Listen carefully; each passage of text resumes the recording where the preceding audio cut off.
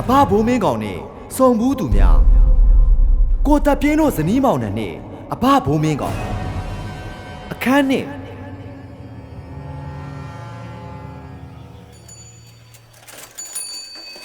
ယိုးဆရာလာမင်း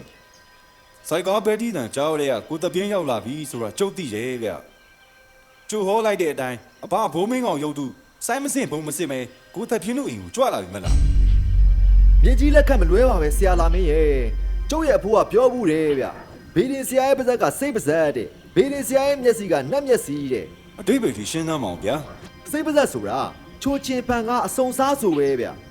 ဘေးရင်ဆရာဆိုတာလေလူမျိုးစုံနဲ့ထိတွေ့ရတယ်ဆက်ဆံရတယ်လေချိုးချင်းပန်ကားစရိုက်မျိုးစုံနဲ့ကြိုက်တဲ့လက်ခံမကြိုက်တဲ့လက်ခံပေါ့ဗျာ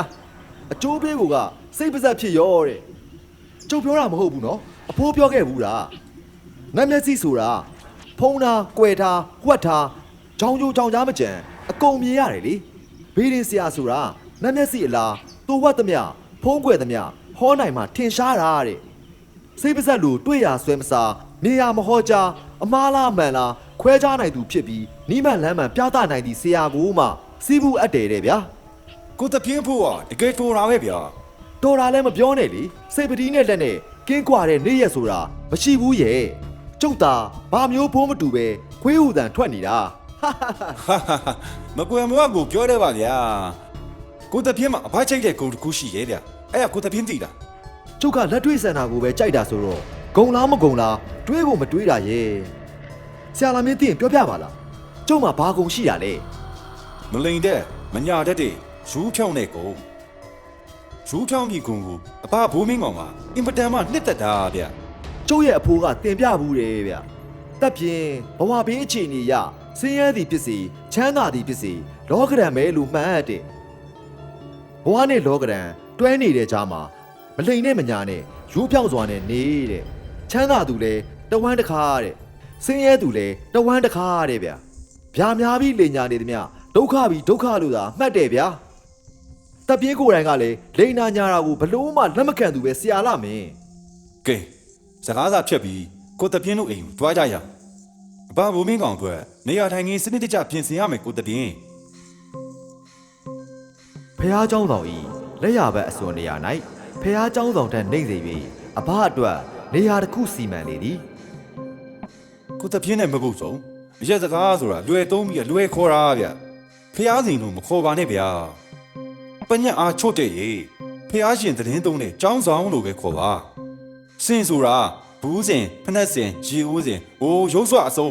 ဖနှက်စင်ပြည့်ညက်တွေကမိန်ုံမြင့်ုံနဲ့မတည်ငြိမ်ဘူးရဲ့ဖះเจ้าဆောင်ပေါ်မှာကျဲနာမြတ်သုံးပါးနဲ့သက်ဆိုင်တဲ့ပစ္စည်းမအပတခြားဘာမှမထားနိုင်အဘဘိုးမင်းကောင်ကိုကျင်ညိုတို့ယုံကြည်တို့ဆိုပြီးဖះเจ้าဆောင်ပေါ်မှာမကိုးကွယ်နဲ့အဘရဲ့ရုပ်ထုကိုဖះเจ้าဆောင်ပေါ်မှာမထားနဲ့ထားရင်ဘာဖြစ်မလဲထက်ကန်းရိုးတယ်ဗျာဝိဇ္ဇာပုဂ္ဂိုလ်ကြီးများအတွက်ပြည်ဝင်ဧကန်းဆိုပြီးတတ်မှတ်ချက်နဲ့ပြင်ဆင်ထားရတယ်ဗျဂုံပခါသနာမလိုပေမဲ့စနစ်တကျတော့ဖြစ်မှရမယ်စနစ်မရှိရင်အဖြစ်ရှိပေမဲ့လွဲတယ်ဗျအမားကြအမှန်ဖြစ်ကိုယ့်ဘက်စည်းကပ်မှုနယ်ပယ်မှာမှားနေတာတွေလွဲနေရတယ်မှာအများကြီးရဲ့လောကအရာမှန်သမျှအမှားမကင်းဘူးဆိုပေမဲ့အမှားကြီးပဲဖြစ်နေရင်လည်းမဟုတ်သေးဘူးလေမသိလို့ဆရာတင်မသိတခုထပ်ပေါ်မဖြစ်စေဘူးဟိတ်ဆိုတာအရေးမိလို့ခေါ်တယ်ကိုတပြင်းပူးတုံကတ်ခွာလူဘုံခန်းဝါထူးထွေမဆန်းဖြာပိတ်တာနဲ့အပူးမတ်ရုတ်တီယာနန်ကိန်းအဖဘုံမင်းကောင်ကြီးရုပ်ထု၌နန်တက်ကိန်းပါစေတည်းဟုဆို၍ဆရာလာမင်းသည်အဟိရှိတွယ်မနန်တို့ကိုရွတ်ဖက်ကပူဇော်လေသည်ဆရာလာမင်းဘာရီရွတ်ဖက်တာလဲဗျာဖုန်းကြီးစာရီလားမဟုတ်ပါဘူးဗျာချီအောင်တက်ပညာတစ်ခုပါအသက်မဲ့သူကိုအသက်သွင်းခြင်းမနန်ရွတ်တာပါတကယ်ရောဖြစ်လို့လားဆရာလာမင်းကာလမီရွေးချိန်မှာဖြစ်ခဲ့ပါရဲ့ကိုတပြင်းတတ်မဲ့ရုပ်တုအဆောင်ပစ္စည်းတို့နန်နဲ့ပေါင်းစည်းခြင်းမနန်ပေါ့ဗျာကျုပ်ကတော့စိုက်ကားတစ်စီးအကြောင်းကိုပဲခေါင်းထဲထည့်ထားတဲ့သူဆိုတော့အလန်းဝေးတယ်ဗျာအခုအဖဘုံမင်းကောင်ရုပ်ထုအိမ်မော်ကိုရောက်လာပြီဆိုတော့စစ်စစ်ငန်းကတီးဖို့လေးလာရအောင်မယ်လေဆရာလာမင်းကျုပ်အဖဘုံမင်းကောင်နဲ့နှစ်ဖူးတွေဒူးတွေနှစ်ဖူးတိုက်ဒူးတိုက်တွေ့ကျင်တယ်ဗျာဆရာလာမင်းစွမ်းဆောင်နိုင်ရင်စွမ်းဆောင်ပေးပါလားဆရာလာမင်းကကျုပ်ထပ်ပို့ပြီးအဖဘိုးမင်းကောင်နဲ့အကျွမ်းဝင်နဲ့ရင်းနှီးတယ်လေတပ်ပြင်းကမျက်မြင်မဟုတ်ရင်သိပြီးယုံတတ်သူမဟုတ်ဘူးရဲ့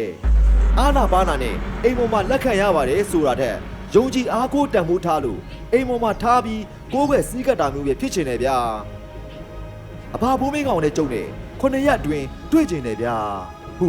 ကိုသက်ပြင်းသည်လူမှန်လူဖြောင်းမကွယ်မထောက်ပြောလေ၏ကိုသက်ပြင်း9ရက်အတွင်းကိုသက်ပြင်းနဲ့ဘာဘိုးမင်းကောင်ဧကံမုတ်ချတွေ့ပါလိမ့်မယ်ဗျာ